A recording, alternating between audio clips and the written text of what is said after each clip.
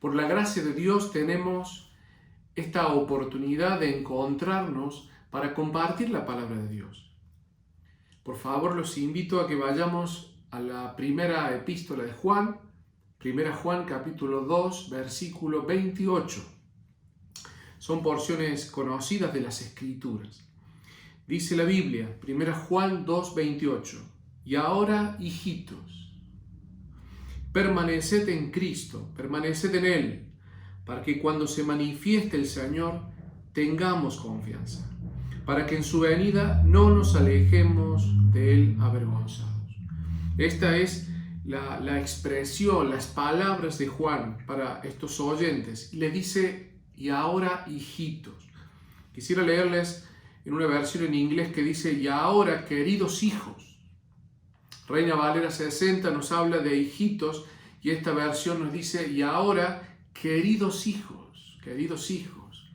Esto nos demuestra que la expresión hijitos no es algo peyorativo ni ofensivo, sino todo lo contrario. Juan está expresándose con un afectuoso saludo. Son palabras de amor, palabras tiernas, hijitos. Le llama a hijos y a hijas de Dios, a hombres y mujeres que han aceptado a Cristo como su Salvador. Juan el apóstol le dice, y ahora hijitos, queridos hijos, dice, continuemos en Él, dice la versión en inglés, para que cuando Él aparezca nosotros podamos estar seguros y sin vergüenza delante de Él en su venida. Ambas versiones nos hablan de un permanecer, de un estar con Él. ¿Y esto qué quiere decir? Lo vemos en el Evangelio de Juan, el que permanece en Él. ¿Qué significa? Seguramente ya lo han analizado y lo han escuchado muchas veces. ¿Qué significa el permanecer? Hay un escritor que me gustó su comentario, Robert Hacker, que él dice, hay una permanencia en Cristo, lo que significa algo más que nuestra mera creencia en Cristo.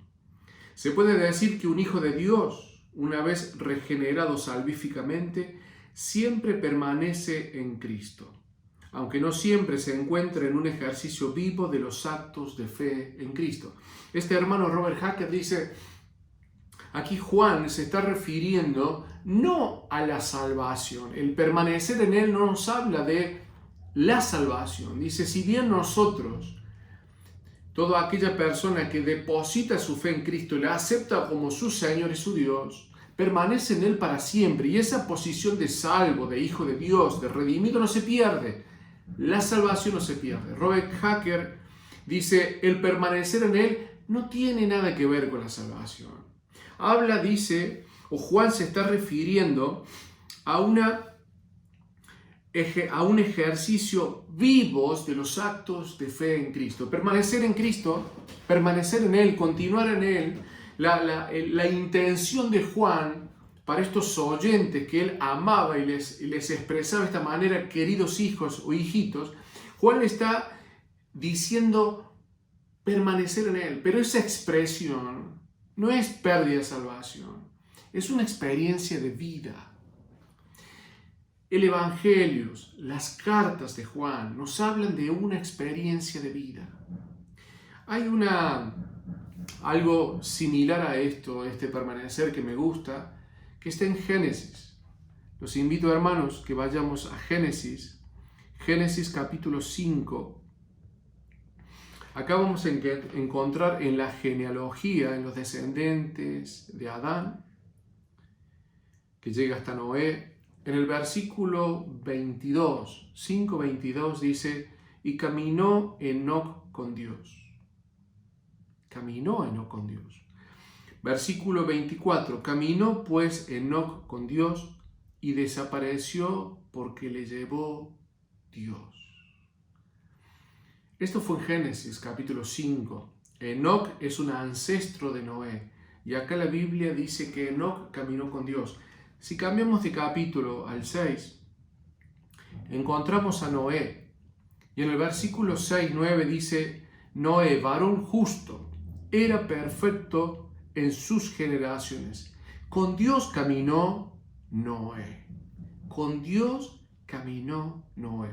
Entonces, tanto Noé, vamos a volver a Juan, tanto Noé como Enoc, parientes, Noé es un descendiente, fue un descendiente de Enoc, ambos, la Biblia, el escritor que fue Moisés, escribe, tanto Enoc como Noé caminaron con Dios. Y este verbo caminar, ¿a qué se refiere? Miren, hermanos, me gusta el comentario de algunos maestros que nos enseñan que este caminar es la experiencia de una íntima amistad con Dios.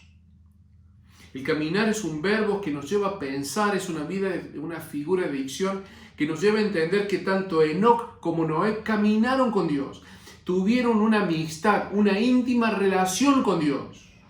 Estamos hablando de una relación, de una situación, de una experiencia antes del diluvio. Noé y Enoc caminaron con Dios. Y fíjense la bendición para estos dos hombres. Noé fue elegido por Dios y bendecido para preservar a la raza humana. Y Enoc dice que no vio muerte porque Dios se lo llevó. Hubo bendición, un regalo, un premio de Dios para estos dos hombres. Pero esas bendiciones, esas conductas de vida estaban relacionados con este verbo. Caminaron con Dios. ¿Qué significa este caminar? Yo quisiera llevarlo a mi vida cotidiana. A mí me gusta salir a caminar, a trotar un poquito. Cuando Emiliano y Ezequiel, mis hijos, eran pequeños, yo los llevaba a ellos, los tomaba de la mano y les decía, vamos a caminar lejos con papá. Yo vivo en General Busto y caminaba por la ciclovía que está en la Bulnes. Y mis hijos, para ellos era caminar lejos, porque eran pequeños, pasitos cortitos. Si bien me cansaba más yo que ellos. Y salían como con mis hijos pequeños y para ellos era una experiencia preciosa porque corrían, jugaban, nos deteníamos, comprábamos algo para comer, para beber. Es decir, era una experiencia preciosa. Pero mis hijos crecieron. Y yo sigo yendo a caminar y a trotar, pero ya casi no me acompañan. Hay momentos que yo le digo, Emi, ¿no quieren ir con papá? Voy a caminar un ratito, vamos a caminar lejos. Y mis hijos se ríen. Ellos ya están estudiando, trabajando. Por la gracia de Dios están trabajando en la iglesia, sirviendo al Señor. Y a veces no pueden. Pero hay otras situaciones que sí me acompañan. Y cuando me acompaña uno de ellos, dice, papá, voy con vos a caminar. A mí me pone feliz. Nos ponemos las zapatillas y salimos. Y a pesar que a veces no hablamos cuando trotamos, pero llega un momento que caminamos. Y es un caminar tranquilo. Y yo me siento muy bien, hermanos. Porque mi hijo va a estar conmigo. Y ahí la conversación es distinta. No es como en casa, cuando estamos todos juntos. Porque ahí estamos solos. Entonces mi hijo se atreve a preguntarme cosas que no lo haría con toda la familia. Y yo me animo a tener una confidencia con él y hablamos. Y ahí se realiza, hermanos, se genera un ámbito, una atmósfera muy íntima. Y para mí preciosa, hermanos, preciosa. Y cuando volvemos, tal vez para mi hijo fue un momento más, pero para mí fue precioso. Fue precioso. Yo pude disfrutar y disfruto cuando camino con ellos, cuando me acompañan. Yo creo que esta expresión que eligió el Espíritu Santo, que eligió Moisés, nos llevan a pensar en esto, un caminar con Dios, un caminar sereno. Como aquellos que fueron camino a Emaús, Jesús estuvo con ellos. Y le pudo explicar las Escrituras. Caminar con Dios, hermanos, es pasar tiempo con Dios. Es estar en sintonía con Dios. Es dirigirnos en la misma dirección. Caminar hacia el mismo sentido. Caminar con Dios es animarnos a compartir una relación diferente, más profunda, hermanos. No caminó con Dios y no vio muerte. Noé caminó con Dios y fue elegido para preservar la raza humana y la vida animal. Bendiciones de Dios. Creo que esto es lo que nos dice el hermano aquí, Juan. Y ahora, hijitos, queridos hijos, permaneced en Cristo, continuad en Cristo. Está muy relacionado con caminar con Dios. Juan nos invita, y lo ha dicho y lo dice en muchas otras partes más, permaneced con Él, en Él, permaneced en Él. Nos invita a caminar con Cristo, a pasar un tiempo con el Señor. Eso es lo que el apóstol acá nos está invitando a nosotros. Dice, y ahora, hijito, permaneced en Él, permaneced en Él. Una expresión preciosa. Miren, Juan nos lleva a esta experiencia suya. Cuando a nosotros algo nos funciona, nos ayuda, nos bendice, la compartimos. A nuestros hijos, con Lili, mi esposa, le decimos, nosotros con mamá, dentro de nuestros errores y defectos, siempre vamos a tratar de darle y aconsejarle lo mejor para ustedes. Y a veces lo mejor es parte de lo que nosotros nos funcionó, que puede ser bueno o no para ellos, útil o no, pero nosotros de todo corazón le transmitimos. Y aquí Juan está compartiendo su vivencia, su experiencia. Porque Juan dice, permaneced en Cristo. Caminar con Él, pasar tiempo con Él, establecer una relación íntima y cariñosa y profunda con Él. Y lo que Juan a nosotros nos está compartiendo es su experiencia. Porque Juan, como escribió, dice, lo que yo vi, oí y palparon mis manos respecto al verbo de vida, respecto a Jesús, eso es lo que comparto, eso es lo que testifico. Cuando Juan a nosotros nos invita a pasar tiempos con Dios, a pasar un tiempo con Jesús, a caminar con Jesús, es porque Él lo vivió. Él tuvo la bendición de estar con Jesús 3 años, caminar con Él, navegar con Él, participar de los alimentos. Juan lo vio sonreír al Señor. Juan lo vio dormir y descansar al Señor. Juan pudo experimentar la belleza de esa persona, su santidad, su paz, la vida que brotaba de él, su conocimiento infinito, tan claro cuando explicaba las Escrituras, con tanto sentido común, con tanta practicidad. Cuando Juan a nosotros nos dice, hermanos queridos, permanezcan en Cristo, caminen con Él, compartan tiempo con Él, es porque Él lo ha hecho. Y fíjense, hermanos, Juan estuvo 3 años con el Señor, aproximadamente. Ahora el Señor no está, cuando Él escribe esto, el Señor no está con Él. Pero pasaron los años. Físicamente Jesús no está con Juan. Físicamente no está. Pero literalmente sí. Y Juan sigue estando en comunión con Cristo. Lo vemos a los 30 años. Juan siempre cerca de Jesús, en la mesa, en los alimentos. Juan cerca de Jesús, al lado de Jesús, en esa posición que para él era de mucho valor, de mucho significado, cerca de Jesús. Él estuvo con Jesús y pasó tiempo con Él. Pero pasaron los años. Y lo vemos a los 90 y tantos años en la isla de Patmos y Juan continúa permaneciendo en Jesús, caminando con Jesús, compartiendo una experiencia viva y cotidiana con Jesús. Eso es lo que Juan a nosotros nos invita, hermanos. Y dice, y ahora, hijito, permaneced en él, para que cuando se manifieste tengamos confianza, para que en su venida no nos alejemos de él avergonzados. Y Juan nos lleva al futuro. Juan nos lleva a ese momento cuando estemos con el Señor Jesucristo.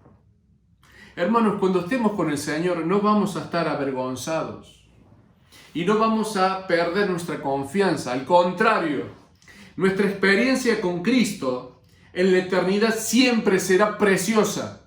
Desde el primer instante que estemos con Él, desde el primer momento en el que nos venga a buscar, ya sea en el arrebatamiento, en las bodas del Cordero, en la segunda venida cuando Él venga a reinar la tierra, en todo ese tiempo y aún en la eternidad, nunca decaerá de nosotros la confianza y nunca nos sentiremos avergonzados con Jesús. Pero Juan nos lleva a pensar en esta situación. Hermanos queridos, nos lleva a darnos cuenta de todo lo que Dios hace y hará por nosotros.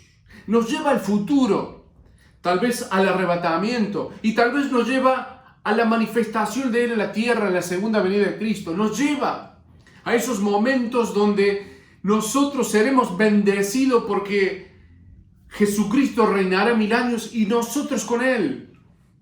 Cuando Jesucristo venga en su segunda venida en gloria a la tierra montando ese caballo blanco, Apocalipsis capítulo 19, dice que un ejército de santos cabalgarán con Él y ese ejército estará conformado por ángeles y la iglesia, usted y yo, hermanos. Y vendremos a este mundo y participaremos, estaremos con Cristo en los juicios a las naciones, en los juicios a los judíos, y veremos cómo el Señor Jesús, como Dios, tiene poder para atar a Satanás y enviarlo al abismo, a él y a sus demonios. Veremos cuando el Señor inicia el milenio y hace que el mundo que está destruido por los juicios que Él envió en el tiempo de la semana 70 de Daniel, veremos al Creador ordenar y la naturaleza vuelve a florecer y los desiertos florecen. Los mares se limpian. La tierra se hace fértil porque Dios, su Señor y su Creador, estará viviendo literalmente, reinando 1000 años. Y nosotros estaremos con Él. Y si vemos más allá en la historia, en el juicio del gran trono blanco y después del gran trono blanco, que no hay revelación, aún estaremos con Él. Y Juan nos lleva a pensar en todo eso y nos dice, hermanos, con tanta bendición, con tanto lo que Dios hace y hará con nosotros, tenemos mínimamente que vivir una vida en permanencia con Él, en obediencia a Él. Juan nos invita a considerar esto. No es que nos vamos a avergonzar cuando Él se manifieste. No, al contrario, va a ser un momento de felicidad. Pero Juan nos lleva a pensar esto. Qué feo sería, hermanos. Qué lamentable y triste sería con tanto lo que Dios ha hecho en nosotros y lo que hará en nosotros. Vivamos una vida aquí en la tierra, alejados de Él, lejos de Él. Una vida pobre espiritualmente. Dice Juan, yo lo conocí a Él. Pude sentir su amor. Pude ver su sacrificio en la cruz. Y pude ver su dolor por mí. Se sacrificó por mí. ¿Cómo yo no voy a permanecer en Él? ¿Cómo yo no voy a permanecer en Él? Hermano querido, caminemos con Dios día a día. ¿Y por qué día a día? ¿Por qué no hora a hora? Y nos animemos un poquito más. Caminemos con Jesús minuto a minuto, segundo a segundo. Esa fue la experiencia de Juan. Juan pasó tiempo con Cristo en los 3 años. Y lo vemos a los 95 años también pasando tiempo con el Señor. Caminando con Él, viviendo esta relación íntima con el Señor. Hijitos, permaneced en Él. Y dice, y si sabéis que Él es justo, sabed también que todo el que hace justicia es nacido de Él. Hay un dicho que dice, dime con quién andas y te diré quién eres. Este antiguo refrán contiene una gran verdad. Si una persona está rodeada de deportistas y con el tiempo le gustará el deporte. Si una persona está rodeada de pescadores, con el tiempo se comprará una cañita y tirará un anzuelo allá en el dique, en un lago, en un río. Una persona que está entre los hijos de Dios y los ministerios, con el tiempo comenzará a servir. Una persona que pasa tiempo con Dios, el Dios justo, la influencia del Dios justo, ese permanecer con Él, el permanecer tiempo con un Dios justo hará que la justicia de Dios se manifieste en nosotros y obremos en justicia. Dime con quién andas. Dime con quién andas y te diré quién eres. Cambiemos de capítulo, hermanos, y vamos ahora al capítulo 3, por favor.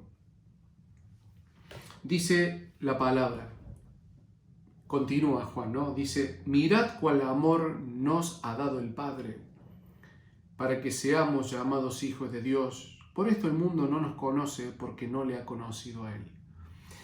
Juan nos lleva siempre en sus relatos, como dijimos, a la relación viva con Dios, a lo cotidiano, a lo palpable, a la vida cristiana, a lo de todos los días. Y usa estas expresiones, mirad cuál amor nos ha dado el Padre. En otra versión dice de esta manera, mirad qué grande amor el Padre nos ha prodigado a nosotros, para que podamos ser llamados hijos de Dios. Y esto es lo que somos, dice la versión en inglés. Lo repito, mirad qué grande amor el Padre nos ha prodigado a nosotros, para que seamos llamados hijos de Dios. Y esto es lo que somos.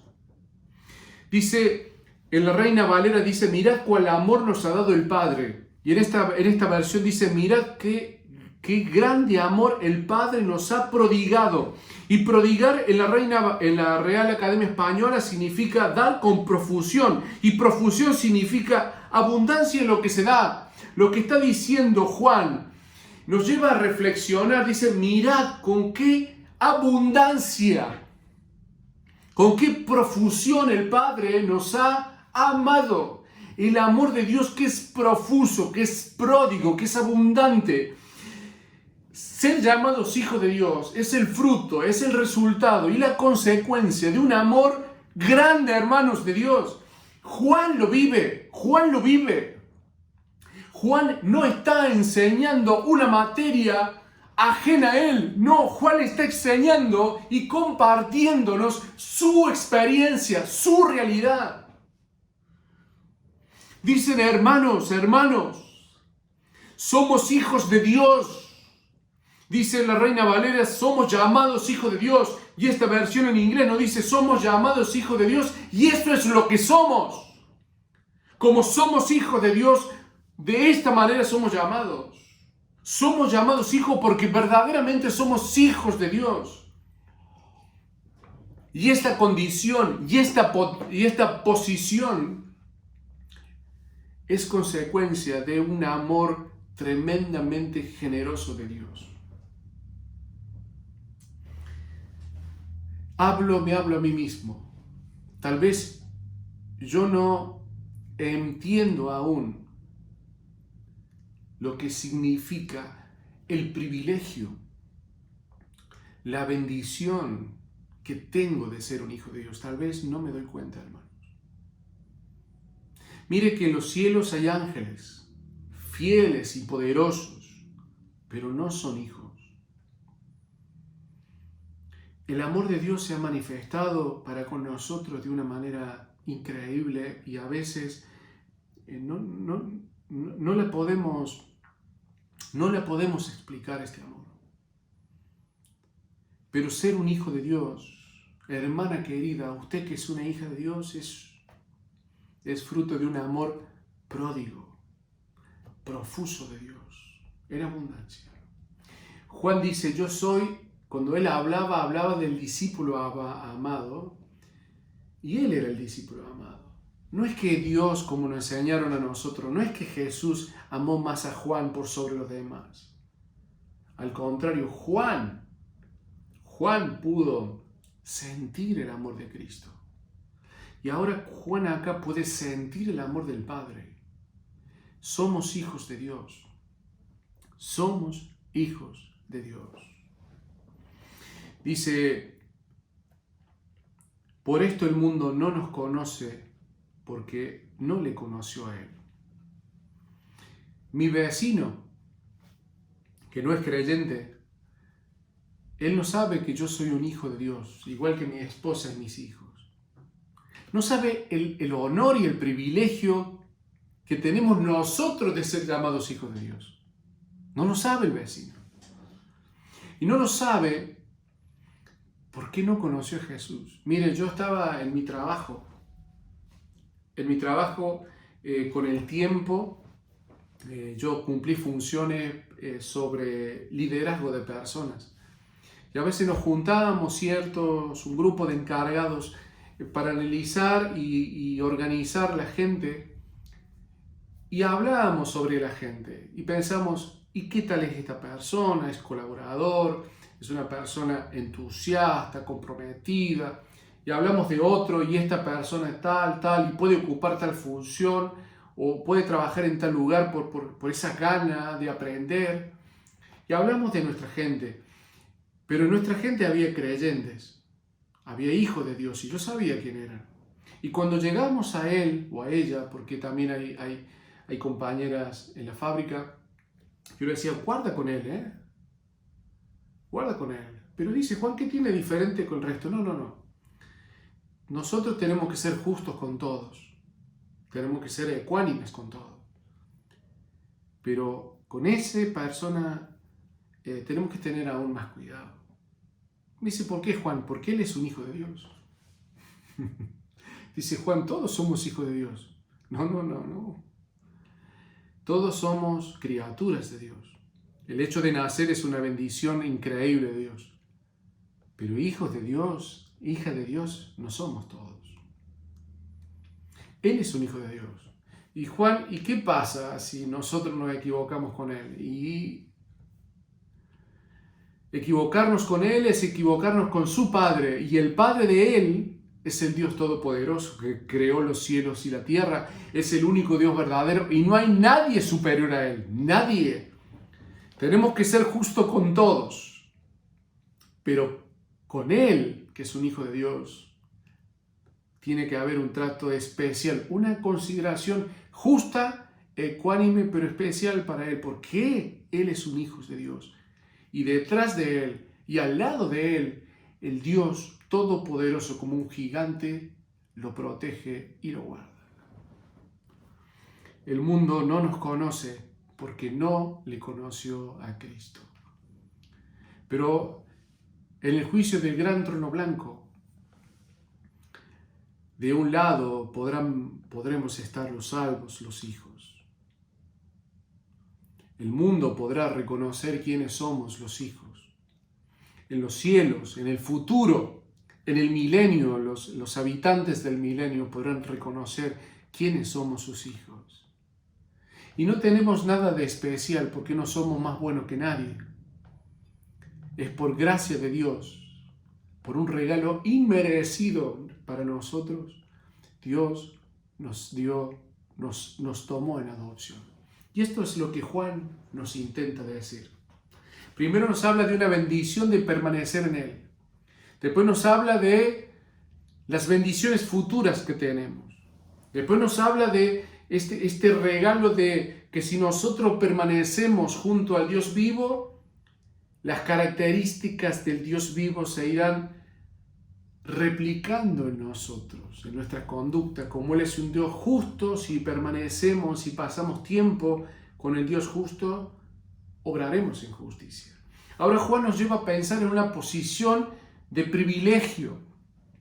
Es un regalo de Dios, ser hijos de Dios. Nos lleva a considerar esta preciosa posición. Hablaba con un hermano la semana pasada que él me decía, pero yo soy un trapo sucio. Yo soy un pecador. Yo soy una persona que ofendió a Dios. Sí, hermano, yo también lo fui. Pero ahora somos hijos de Dios.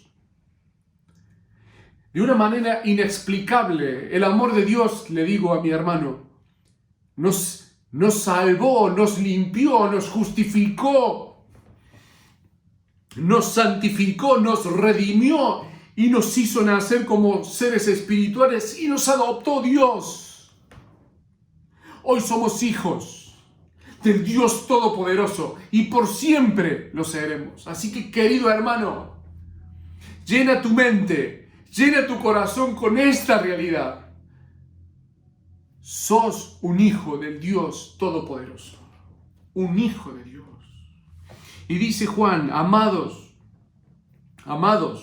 ahora somos hijos de Dios, versículo 2. Y aún no se ha manifestado lo que hemos de ser. Pero sabemos que cuando Él se manifieste, seremos semejantes a Él porque le veremos tal como Él es. Dice, amados, fíjese este trato de Juan, amados, hijitos, queridos hijos, amados, dice, ahora somos hijos de Dios. Sí, Juan, lo has dicho. En el versículo 1, somos hijos de Dios, pero hay algo más, dice. ¿Cómo que hay algo más? Pero ser un hijo de Dios nos acaba de explicar que es algo increíble, sí, pero la generosidad de Dios no tiene límite, dice Juan. Ahora somos hijos de Dios. Altísimo privilegio. Y aún no se ha manifestado lo que hemos de ser. Entonces, para el oyente, pero dice Juan, nos has explicado esta preciosa bendición de caminar con Dios, de la posición de ser sus hijos. Pero hay más bendiciones y hay más bendiciones, dice Juan. Esta naturaleza nuestra será transformada. Pablo le explica esto a los hermanos de Corinto y también lo explica a los hermanos de Tesalónica. Ahora Juan también lo explica, este misterio. Esta naturaleza será transformada cuando venga Él. Dice, ¿por qué? Ahora somos hijos de Dios y aún no se ha manifestado lo que hemos de ser. Pero sabemos que cuando Cristo se manifieste, seremos semejantes a Él. Miren, hermanos, la bendición de Dios es abundante. Jesucristo dijo, Dios, el Padre, es bueno. Nosotros a veces, y me hablo a mí mismo, no me doy cuenta, no me doy cuenta de todo lo que me ha dado Dios. No me doy cuenta, hermanos. Porque en la transformación de nuestra naturaleza, cuando Pablo les explica a los hermanos en Corinto, les dice, esto terrenal se transformará en celestial. Esto mortal en inmortal. Esto corruptible en incorruptible. Una nueva naturaleza, una transformación, un cuerpo que nos permitirá atravesar la eternidad sin que se enferme, sin que se dañe, sin que envejezca. Y dice Juan, cuando Cristo se manifieste, cuando venga el Señor en el arrebatamiento, cuando nos venga a buscar y nos llame desde el cielo, ahí se manifestará esto y se transformará. Ahora fíjese el regalo, hermanos. La transformación que nosotros experimentaremos será una transformación, una naturaleza semejante a la que tiene Jesús. Porque Dios no podría haber hecho semejante a un ángel, a un querubín, a un serafín, a un arcángel. Pero Dios nos lleva a la semejanza de la perfección. Dios nos lleva a la perfección de Cristo. No seremos como Cristo, pero nos lleva a ser semejantes a Cristo. Y esto es una bendición. Dice Juan, seremos transformados cuando Él venga. Y esa manifestación de lo que seremos es semejante a Jesús. Seremos semejantes a Él. Y esto es otro regalo. Caminar con Él, permanecer con Él, ser hijos de Dios. Y ahora, dice Juan, seremos transformados. Y nos manifestaremos y nuestro cuerpo, nuestra naturaleza se cambiará a algo semejante a Cristo. No igual, no, pero sí semejante. Y esto es un regalo de Dios. Moldearnos a ser semejantes a Cristo es un regalo de Dios. Pero no termina ahí, hermanos, Dice, porque le veremos tal como Él es. ¿Cómo, Juan? Pero no es suficiente aún pensar en todo lo que Dios nos ha dado, Juan, porque en 4 versículos, nos ha nombrado bendiciones increíbles, pero no terminan ahí. Porque cuando nosotros tengamos nuevos ojos, nuevamente, con esos ojos podremos ver a Cristo tal como Él es. Mire que Juan estuvo 3 años con Cristo y lo vio, Mire que Juan estuvo en la isla de Patmos en el capítulo 1 cuando se manifestó el Señor Jesús. Y mire que Juan fue llevado al tercer cielo y vio al que estuvo sentado en el trono. Mire que Juan vio,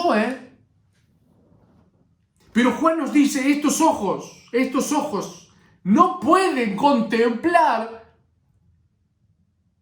lo que es Jesús. No pueden contemplar. Estos ojos nos limitan. Estos ojos no son útiles para ver cómo Él es. Dice Juan, Y mire que busqué otras versiones para ver que no me equivocase. Pero todas llegan a la misma evidencia y a la misma certeza. Con la nueva naturaleza, hermanos. Con esa naturaleza que será semejante a la de Cristo. Nosotros, con esos nuevos ojos, podremos verle tal como Él es. No tengo la inteligencia ni la formación para explicar este tal. ¿Hasta dónde llega este tal, hermanos? Hermanos queridos, la eternidad no será suficiente para conocerle plenamente, cabalmente, totalmente a Dios. Porque nuestro Jesús, nuestro amado Jesús, que murió en la cruz por nosotros, es un ser infinito. Nos va a sorprender en la eternidad, pero la naturaleza nueva que tendremos nos permitirán conocerle. A medida que Él se vaya mostrando, se vaya revelando y dando a conocer más características de su persona, esa nueva naturaleza que tendrá la capacidad de poder conocerle. Conocer a Cristo tiene una belleza, hermanos. Juan dice, es un privilegio caminar con Cristo. Es un privilegio pasar tiempo con Él, una bendición para nosotros. Dios nos ha bendecido con una posición de ser hechos hijos de Dios. Nos dará una nueva naturaleza para la eternidad, pero hay una bendición muy grande y es conocer a Cristo, poder conocerle. Pablo, cuando les escribe a los hermanos en Filipos, les dice, por Cristo lo he dejado todo, todos mis títulos, mis logros sociales, mis posiciones. Dice, lo he dejado y lo he considerado por basura, por conocerle a Él, por amor a Él. Y dice, y estoy dispuesto a dar mi vida a fin de poder conocerle a Él. Eso lo dice Pablo. Y Pablo nos muestra la experiencia, conocer a Cristo. Hermanos, existe una preciosa y profunda e inmensurable bendición cuando nosotros conozcamos a Cristo. Pero ¿por qué esperar la nueva naturaleza? Dice Juan, ¿por qué esperar si nosotros podemos ir conociéndole a Él cada día más y más? Hermanos queridos, tendremos la preciosa bendición que cuando tengamos un cuerpo de gloria, poder conocer aún más a nuestro Dios. Pero ¿por qué esperar? Mire lo que dice Pablo. Pablo pudo vivir con esta naturaleza, con este cuerpo corrupto, pudo vivir la preciosa experiencia de conocer a Cristo. Él dice, lo he dejado todo por amor a Él, lo he dejado todo para conocerlo a Él. Y estoy dispuesto a dejar mi vida a fin de conocerle a Él.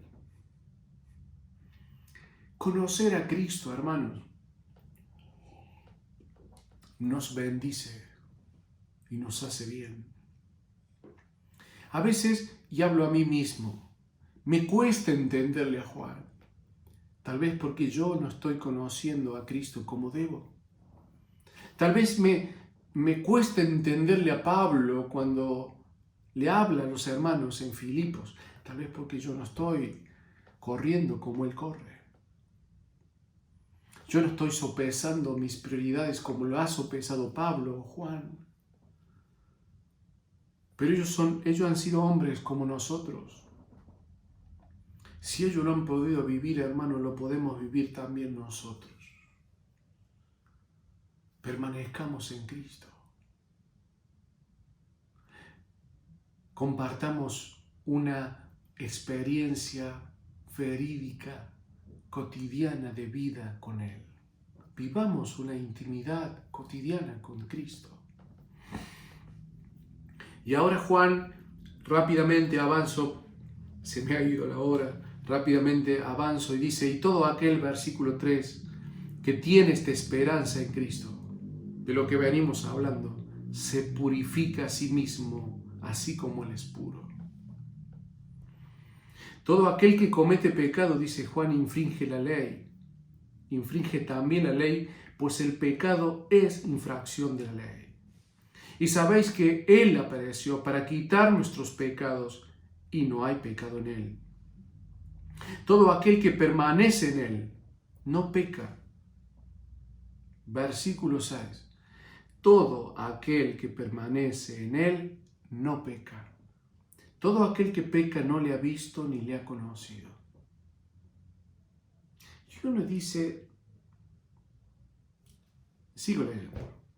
Hijito, dice, nadie os engañe, el que hace justicia es justo, como Él es justo. El que practica el pecado es el diablo, porque el diablo peca desde el principio. Para esto apareció el Hijo de Dios, para deshacer las obras del diablo. Versículo 9. Todo aquel que es nacido de Dios no practica el pecado, porque la simiente de Dios permanece en él y no puede pecar porque es nacido de Dios. En esto se manifiestan los hijos de Dios y los hijos del diablo. Todo aquel que no hace justicia y que no ama a su hermano no es de Dios. Y vuelvo al versículo 6.